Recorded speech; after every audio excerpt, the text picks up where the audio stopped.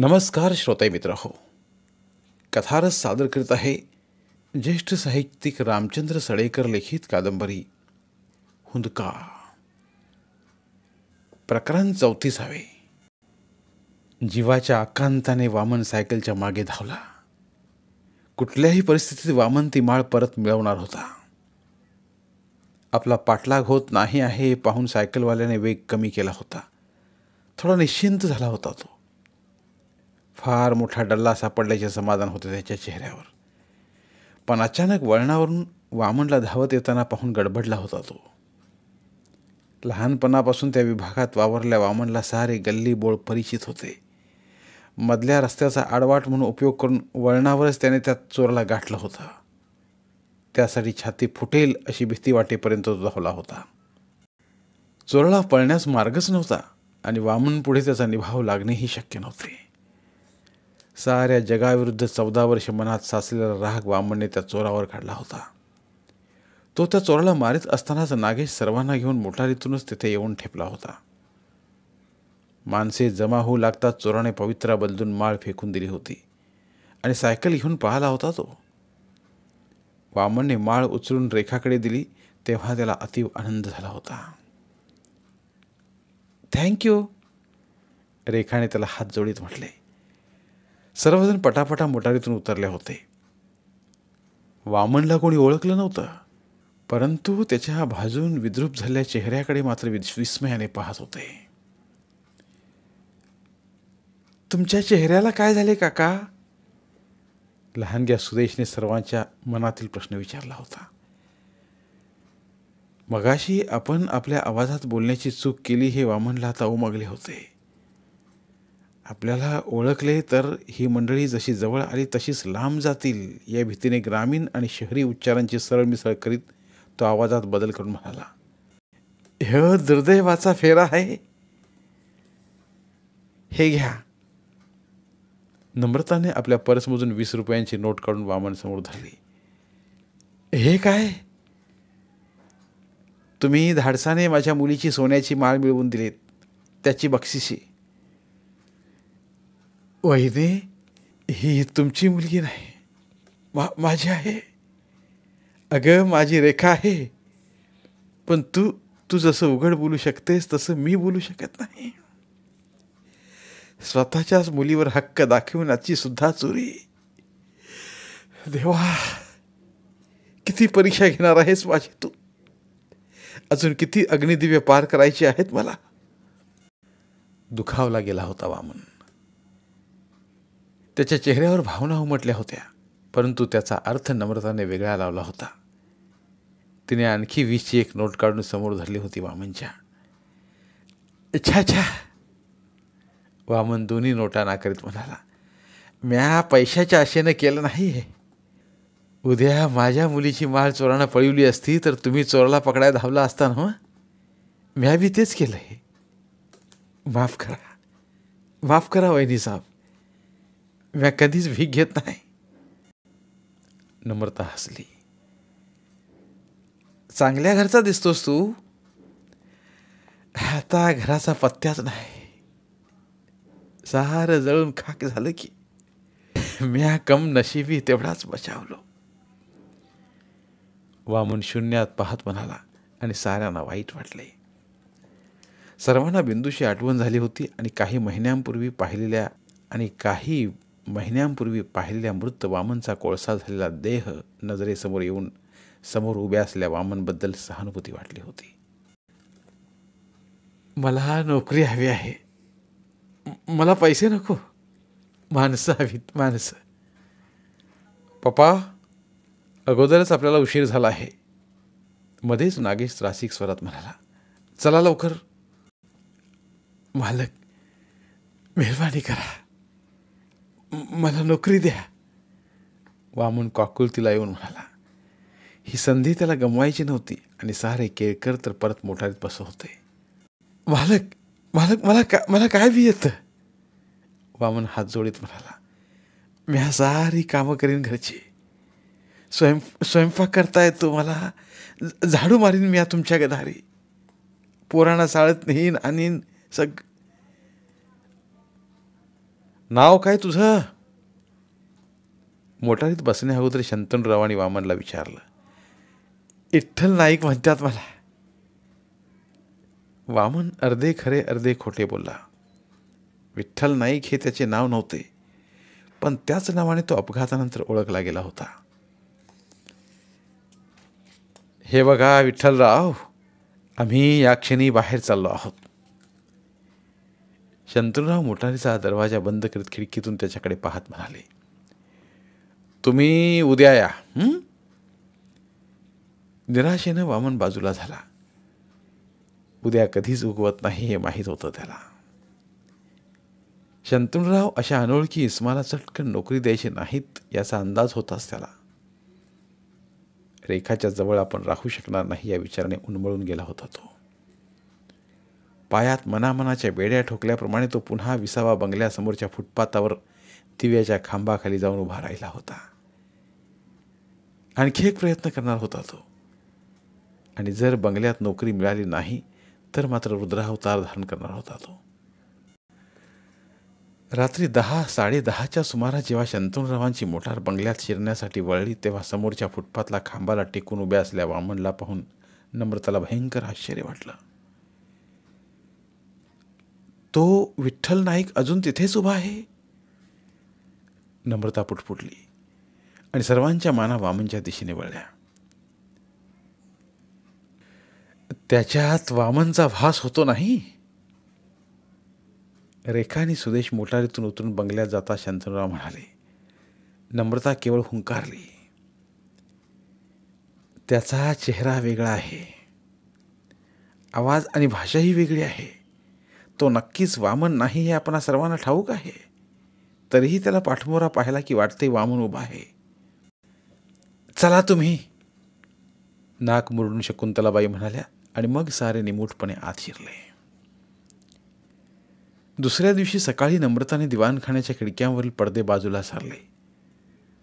सूर्याचे कोवळे किरण आत आले. अंगाला आळोखे पिळोखे देत असताना नम्रता खिडकीतून बाहेर पाहू लागली आणि हबकलीच. अजून तो विठ्ठल नाईक तिथेच उभा होता. नम्रताला त्याच्या चिकाटीचे आश्चर्य वाटले होते. घाईघाईने ती शंतनूरावांकडे वळली आणि त्यांच्याशी बोलून तिने खिडकीतून शंतनूरावांना वामन दाखवला. दिव्याच्या खांबाच्या आधारे उभ्या असल्या वामनला पाहून शंतनूराव गंभीर झाले होते. मूर्ख आहे तो विठ्ठल नाईक, रागाने ते म्हणाले. नोकरी कशी देणार मी त्याला? त्याला इथे बोलावून जायला सांगा तुम्ही, नम्रताने सुचवले. बिचारा कालपासून उभा आहे. ठीक आहे, बोलव त्याला, नम्रताने भिकूला सांगून वामनला बोलावून घेतले. कशासाठी उभा आहेस तू इथे? शंतनूरावांनी कठोर स्वरात विचारले. आपणासने भेटाया, नोकरीसाठी, वामन अजिजीने म्हणाला. तुला कशी नोकरी देणार मी? तुझी ना ओळख ना पाळख. उद्या बंगल्यात चोरी झाली तर? चोरी होणार नाही मालक, नाही. माझा चेहरा पाहून चोर बंगल्यात घुसणारच नाहीत. शंतनूरावांनी मंद स्मित केलं. हुशार आहेस, पण मी काही तुला बंगल्यात घेऊ शकत नाही. हल्ली कोणाचा भरोसा राहिलेला नाही. तुला हवे तर पैसे देतो, तू गावाला निघून जा. शंतनूराव निर्णायक स्वरात बोलताच वामन घाबरला. आशेचा शेवटचा धागा म्हणून त्याने चक्क नम्रताच्या पायावर लोटांगण घातले होते. वहिनी साहेब, तुम्हीच मालकांना समजावा, तिच्या पायावर डोकं ठेवत तो म्हणाला. अहो मी चोर नाही, मला पगार नको. माझ्याकडून काय बी चूक घडली तर हाकलून द्या तुम्ही मला, पण मला नोकरी द्या. मला तुमच्या मंदिर राहू द्या. बोलता बोलता वामनच्या डोळ्यात पाणी उभं राहिलं होतं. नम्रताही अवघडून गेली होती. ज्या क्षणी विठ्ठल नाईकने नम्रताच्या पायावर डोके ठेवले होते त्या क्षणी आपल्या पायावर वामन डोके ठेवतो आहे असे वाटून नम्रता दचकली होती. तिला साधारण 15 वर्षांपूर्वीची आठवण झाली होती. त्यावेळी बिंदूचे अंत्यसंस्कार झाल्यानंतर स्मशानाबाहेर रेखाला सांभाळण्याची विनंती करणाऱ्या वामनने असेच तिच्या पायावर डोके ठेवले होते. आणि त्या क्षणी तिच्या पायावर डोके ठेवल्या विठ्ठल नाईक मध्ये तिला वामनच दिसला होता. नम्रताने आपले डोळे मिटून घेतले होते. वामनचे दुर्दैवी आयुष्य आठवले तिला. त्याची झालेली वाताहत आणि इगतपूरला पाहिलेला कोळसा झाला त्याचा मृतदेह डोळ्यांसमोर येऊन वामन सदृश्य दिसणाऱ्या विठ्ठल नाईकबद्दल तिच्या मनात कणव निर्माण झाली होती. विठोबा, तुम्ही पाय सोडा पाहू माझे. मला नोकरी देताय ना मग? तुम्ही उभे राहा प्रथम. नम्रता अधिकारवाणी न बोलताच वामन मुकाट्याने उठून उभा राहिला होता. नम्रता मग शंतनुराव आणि नागेशकडे गेली होती. त्याच्याशी कुजबुजीच्या आवाजात तिने चर्चा केली होती. शंतनुराव तिला नकार देऊ शकत नव्हते, पण होकार देतानाही त्यांच्या आवाजात नाराजी होती. हे बघा विठोबा, तुम्ही फक्त दिवसा बंगल्यात काम करायचं आहे. मान्य आहे मला. वामन खुश होऊन म्हणाला, म्या पडवीत झोपन. नम्रता त्याला आनंदित झालेला पाहून हसली होती. आपण त्याला नोकरीवर ठेवण्याचा निर्णय का घेतला हे तिचे तीच सांगू शकत नव्हती. परंतु निर्णय ऐकून विठ्ठल नाईक हसताच आपल्याला त्या हसण्यात पुन्हा वामनचा भास झाला याचं मात्र तिला आश्चर्य वाटलं होतं. विठ्ठल नाईक म्हणजेच वामन खुश झाला होता. बंगल्यात शिरकाव झाला होता त्याचा. याच बंगल्यात प्रथम तो आश्रित या नात्याने राहत होता. त्यावेळी आपल्याला नोकराप्रमाणे वागवतात ही खंत सदैव त्याच्या मनात होती. तोच न्यूनगंड बाळगल्यामुळे लग्नानंतर त्याचे आणि बिंदूचे खटके उडाले होते आणि त्याचे भीषण पर्यवसान झाले होते. आज तोच वामन त्याच बंगल्यात आणि त्याच माणसात नोकर म्हणूनच स्वतःच्या इच्छेने पाऊल ठेवत होता. ह्यालाच दैवगती म्हणतात. वामन उर्फ विठोबावर सारे केळकर कुटुंबीय खुश होते. अवघ्या काही दिवसातच त्याच्याबद्दलचे सर्वांचे मत बदलले होते. विद्रूप चेहऱ्यामुळे प्रथम भेसूर दिसणारा वामन आता सर्वांना हवासा झाला होता. सारे विठोबा विठोबा असा गजर चालू राहिला होता आणि विठोबाही न थकता सर्वांसाठी धावत होता. विशेष म्हणजे विठोबाच्या स्वयंपाकावर सारेजण खुश होते. विठोबाने केलेली भाकरी खाताना तर शंतनुरावांना वामनची आठवण झाली होती. विठोबाची ही कमाल होती. संपूर्ण बंगला माहीत असल्याप्रमाणे तो बंगल्यात फिरत होता. प्रत्येकाच्या खाण्याच्या खोडी ठाऊक असल्याप्रमाणे स्वयंपाक करीत होता. मुलांकडे विठोबा विशेष लक्ष देत होता, विशेषतः रेखाकडे, पण तेही कोणाच्या नजरेत येणार नाही अशा प्रकारे. रेखा आणि सुदेश सकाळी धावण्याचा व्यायाम करायला जातात हे समजताच रात्रीच तो त्यांचे स्पोर्ट्स शूज पुसून ठेवत होता. त्यांचे शाळेत जातानाचे बूट पॉलिश करून चकचकीत ठेवत होता तो. त्यांचे शाळेचे युनिफॉर्म व्यवस्थित इस्त्री करून दुसऱ्या दिवशी चटकन मिळतील असे डोळ्यांसमोरच ठेवत होता. आणि सारी आवराआवर होताच स्वतः मात्र व्हरांड्यात झोपायला जात होता. पण जाताना मात्र रेखाच्या खोलीत डोकावून रेखाला गुड नाईट करण्यास विठोबा विसरत नव्हता. 20व्या बंगल्याने कळत नकळत वामन उर्फ विठोबाचा स्वीकार केला होता. काही दिवसांनी नम्रता आणि शंतनुराव व इतरांची चर्चा करून वामनला बंगल्यात नोकरासाठी राखून ठेवल्या खोलीत झोपण्याचीही परवानगी दिली होती. सकाळच्या वेळी वामन बंगल्यात साफसफाई करीत होता. सोफ्यावरची धूळ झटकत होता, झाडत होता. सारे फोटो पुसून काढत होता. बिंदूचा फोटो पुसताना त्याचा हात हळूवार झाला होता. लहानपणापासून दोघे एकत्र वाढले होते, पण लग्नानंतर अवघ्या 2-3 वर्षाचा सहवास लाभला होता बिंदूचा वामनला. क्षुल्लक गोष्टीवरून आपण भांडलो. आपल्या अहंकाराचा बागुलबुवा आपणच निर्माण केला आणि त्याला आपणच भ्यालो याचेच वैषम्य वामनला वाटत होते. आज बिंदू असती तर आपण बिंदू आणि रेखा या छोट्या कुटुंबाने घरात स्वर्ग निर्माण केला असता, असा विचार मनात डोकावून वामन व्याकुळ झाला. आपण थोडा जरी संयम बाळगला असता तरी रेखाला आज परक्या घरी राहण्याची पाळी आली नसती आणि आपल्यालाही असे अज्ञातवासात दिवस काढावे लागले नसते. एक दीर्घ सुस्कारा सोडला वामनने. खिळल्या नजरेने तो फोटोतील हसऱ्या बिंदूकडे पाहत असतानाच फोटोतील बिंदू हलली असल्याचा त्याला भास झाला. प्रथम त्या आभासाने वामन दचकला होता. डोळे विस्पारून फोटोकडे पाहत असतानाच पाठीमागून आवाज आला होता. विठोबा. वामन गर्रकन वळला होता. समोर उभ्या असलेल्या रेखाला पाहून फोटोतली बिंदू का हल्ली याचं उत्तर त्याला मिळालं होतं.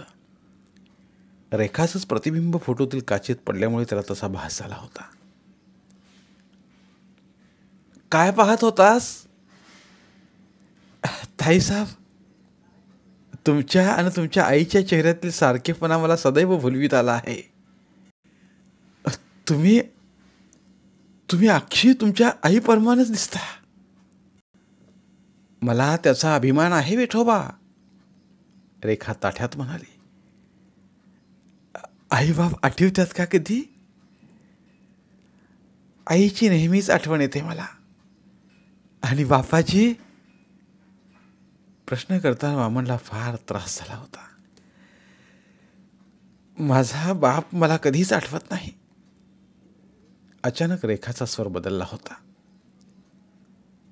मी त्याचा तिरस्कार करते. ऐकूनच वामनला इंगळ्या अडसल्या होत्या. असं कधी कोणी आपल्या जन्मदात्याबद्दल बोललंय? वामन शांत स्वरात म्हणाला. आपल्या आई बापाचा कधी तिरस्कार करू नये. देवाप्रमाणे असतात ते. देव म्हणे, तीव्र स्वरात रेखा म्हणाली. माझा बाप राक्षस होता, राक्षस.